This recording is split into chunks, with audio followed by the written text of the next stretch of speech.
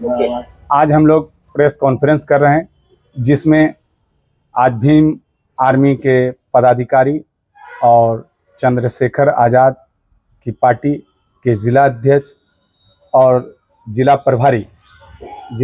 प्रदेश प्रभारी निशांत चौधरी जी हमारे साथ मौजूद हैं, और हीरा रविदास जो आज़ाद समाज पार्टी के जिला अध्यक्ष हैं, उन्होंने भी हमारे साथ हैं।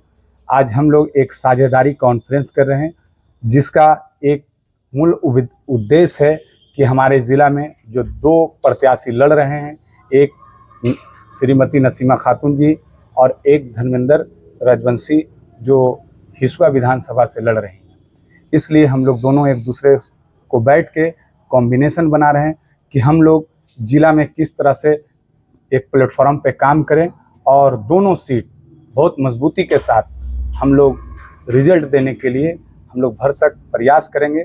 और साझेदारी में यही होती है कि हम हिसुआ में इनको मेहनत करके आगे बढ़ाएंगे, और इनकी जिम्मेदारी होगी कि नवादा की जो प्रत्याशी है नसीमा खातून, उसको किस तरह से हम लोग बढ़त बनाएंगे। और रह गई बात कि जिन्होंने भी आज तक जो बोला है कि वैसी साहब सिर्फ मुस्लिम की पार्टी है, तो ये जानना चाहिए उनको कि आज़ाद समाज पार्टी कोई मुस्लिम की पार्टी नहीं है, दलित वंचित शोषित की पार्टी आज़ाद समाज पार्टी भीम आर्मी से ये संगठन खड़ी हुई और आज़ाद समाज पार्टी बनाई, जिससे एक सांसद जिसकी ने समझ लीजिए यूपी में मुलायम सिंह भी इनको टिकट भी नहीं दिया, और बहुत सारे प्रताड़ना किया गया। आज़ाद समाज पार्टी के जो राष्ट्रीय अध्यक्ष है चंद्रशेखर आज़ाद जी, इससे जो प्रभावित होके उन्होंने अपनी एक पार्टी बनाई और वन टाइम पार्टी बनाई, और वन सांसद एक वैसी साहब हैं जो सांसद में गरजते हैं, और एक चंद्रशेखर आज़ाद हैं जो दलित अल्पसंख्यकों के लिए आवाज कंटिन्यू उठाते आए हैं। और सीए एनआरसी में आज़ाद समाज पार्टी के जो राष्ट्रीय अध्यक्ष हैं, वो उन्होंने नवादा आया, पूरे बिहार दिल्ली सभी जगह चंद्रशेखर आज़ाद जी अल्पसंख्यकों के लिए, और सिर्फ अल्पसंख्यकों के लिए नहीं, पूरे आम जनमानुस के लिए उन्होंने आवाज लगाया। तो ये समय आ गई है, ये दो जो सेकुलर दल लोग कहते हैं उनको मुंह तोड़ जवाब देने के लिए, क्योंकि आप जान लीजिए अगर अल्पसंख्यकों के सिर्फ अगर पार्टी वैसी साहब होती तो सबसे पहला राणा रंजीत सिंह को टिकट नहीं घोषणा करता, और टिकट घोषणा भी की और रिजल्ट भी वहां से फाइनल है। और जितनी भी प्रत्याशी उतरी है, हालांकि बहुत प्रत्याशी नहीं उतारे हैं क्योंकि ये विपक्ष लोग को बोलने का मौका नहीं मिले, क्योंकि सब जगह भेज के हमको हरा दिया, प्रत्याशी दे के हरा दिया, इसीलिए बहुत सोच समझ के प्रत्याशी उतारे हैं। और जितना प्रत्याशी पर जितनी सीट पर दोनों तीन आदमी हैं, तीन गठबंधन की जीडीएस एक अलायंस बनी है, जिसके मातहत लगभग 100 सीट पर सभी जगह प्रत्याशी उतारेंगे। 100 में 50 हम लोग कामयाब होंगे, और बहुत मजबूती के साथ मैं अपनी बातों को समाप्त करता हूँ। आपकी लड़ाई किसके साथ में है? नवादा दोनों खेमा को ध्वस्त करेंगे, और फर्स्ट रिजल्ट, पहला रिजल्ट राणा रंजीत सिंह का होगा और दूसरा रिजल्ट नवादा में नसीमा खातून की होगी। अभी एक भाई ने कहा कि MY समीकरण ध्वस्त हो गया है, टूट गया है। ये सही बात है, और एक नया समीकरण बताए आज DM बता रहे हैं, दलित और मुस्लिम। जी जी बिल्कुल बिल्कुल। आज हम बता देना चाहते हैं कि आज प्रेस कॉन्फ्रेंस कर रहे हैं। एक पूरे मगध में अल्पसंख्यक का जो दो विधायक थे, एक समझ लीजिए गया से इमामगंज से थे, उसकी भी टिकट कट गई। और आज हमारे जाने माने चेहरा जो मोहम्मद कामरान, पूरे बिहार के मगध के सीनियर लीडर, उसको आज टिकट काट दिया। उसका जवाब पूरे नवादा नहीं पूरे बिहार देने का काम करेगा, क्योंकि जो परिस्थिति बन गई है सिर्फ और सिर्फ दरी और बिस्तरा बिछाने के लिए अल्पसंख्यकों को सिर्फ आगे किया जाता है, और उसके जब हिस्सेदारी देने की बात आती है तो सिर्फ यादवों में ही जाना चाहिए। ये उनकी पॉलिसी है, ये पॉलिसी चेंज होनी चाहिए। इसलिए हम लोग जीडीएस एक गठबंधन बनी है, जिसके मातहत हम लोग सारी प्रत्याशी मजबूती से चुनाव लड़ेंगे और उनको जवाब देने की। आपकी पार्टी पे बीजेपी का बी टीम का आरोप लगाया जाता है लगातार। सुनिए ना, उस सब दिन लगते आया बी टीम, कौन बी टीम है तो पता चलेगा ना। तेजस्वी यादव जी जो बीमा भारती के चुनाव प्रचार में क्या बोले वो आपको याद नहीं है? चाहे एनडीए चाहे इंडिया। अब सोच लीजिए, पप्पू यादव जो आपके प्रत्याशी थे कांग्रेस के, उसके खिलाफ उन्होंने इस तरह का बयान दिया था।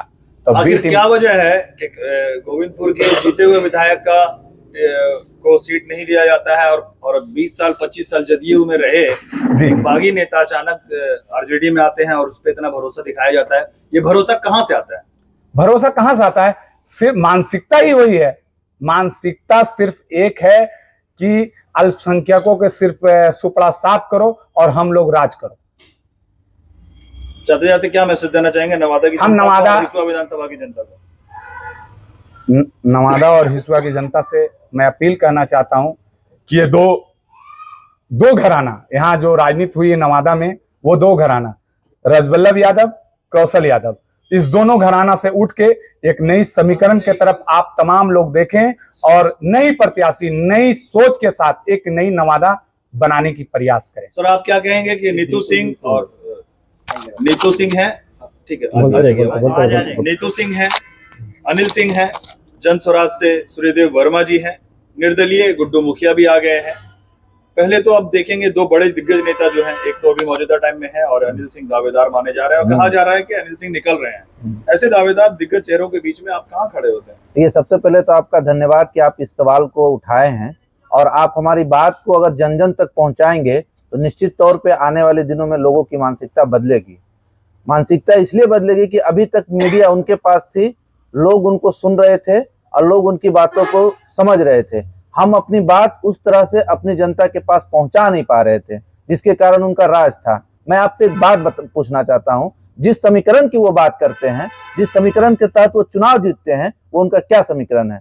मैं आज दावे के साथ बोल रहा हूं, चाहे नसीमा बहन हो या धर्मेंद्र जी हो, वो दोनों जीतेंगे। और कैसे जीतेंगे मैं आपको बता दे रहा हूं। हमारी पार्टी आजाद समाज पार्टी भीमराव अंबेडकर साहब की विचारधारा पे चलती है, जिनका मुख्य वोट बैंक जो है वो दलितों का है। हमारे साथ ओवैसी साहब भी आ गए हैं, जिनका मुख्य वोट जो माना जाता है, बेस वोट जिसको कहा जाता है, वो मुस्लिमों का। वैसे तो सभी उनके साथ हैं, लेकिन जो एक बेस वोट होता है वो मतलब कि उनके साथ है। एक हमारे और भी मौर्य साहब हैं, जिनका बेस वोट भी कुशवाहा साहब को माना जाता है। उत्तर प्रदेश में कुछ हद तक, बिहार में भी उनका बहुत अच्छा प्रभाव है, तो वो भी अपना प्रभाव कहीं ना कहीं वो डालेंगे। अब बताइए कि 21 जातियां हैं दलितों में, मुस्लिम समाज में तो आप लोग को पता है कितनी जातियां हैं, बहुत सारी हैं। अगर हम मुस्लिम का और अगर दलित का और बहुजनों में कुछ जातियां, जैसे बता रहे हैं कुशवाहा साहब की भी, यहाँ जो मौर्य साहब जो कुशवाहा समाज से हैं, उनकी जातियां और भी बहुत सारे जो लोग हैं वो जुड़ जाएंगे, तो बताइए समीकरण किसके साथ होगा? और हमारा ही वोट सब दिन रहा है, लेकिन हमने कभी हिम्मत नहीं किया चुनाव में उतरने का। मैं धन्यवाद दूंगा नसीमा बहन को कि वो चुनाव में आए हैं, जिससे लोगों को एक विकल्प मिला है। नवादा में भी विकल्प मिला है और हिसुआ में भी विकल्प मिला है। नहीं चुनाव में आने के कारण हम लोगों का वोट ना चाहते हुए मजबूरी में देना पड़ जाता था। और जब विकल्प, गठबंधन का क्या है एजेंडा? क्या आपका डीएम गठबंधन जो है एजेंडा? डीएम गठबंधन जो है दलित मुस्लिम गठबंधन है। हम लोगों ने विचार किया है कि एक बहुत बड़ा कर्ज मुस्लिम समाज का हम लोगों पे है। डॉक्टर भीमराव अंबेडकर साहब को अगर पहली बार सदन में किसी ने भेजने का काम किया था तो मुस्लिम अल्पसंख्यक समाज ने किया था। तो उनका जो कर्ज है, एक कर्ज तो उन्होंने पहले किया। दूसरी बात, जब नगीना लोकसभा की बात करेंगे तो नगीना में सबसे ज्यादा मुस्लिम बहुल इलाका है और जो काम मुस्लिम समाज ने अंबेडकर जी के साथ किया, उनको सदन में भेजने का काम किया, वही काम मुस्लिम समाज ने 2024 के चुनाव में नगीना लोकसभा से आजाद समाज पार्टी के जो राष्ट्रीय अध्यक्ष हैं माननीय चंद्रशेखर साहब, उनको लोकसभा भेजने का काम किया। तो अब हमारा फर्ज है कि हमारा जो गठबंधन के तहत प्रत्याशी नसीमा बहन है, उनको हम नवादा से जिता करके बिहार विधानसभा में भेजेंगे। धन्यवाद।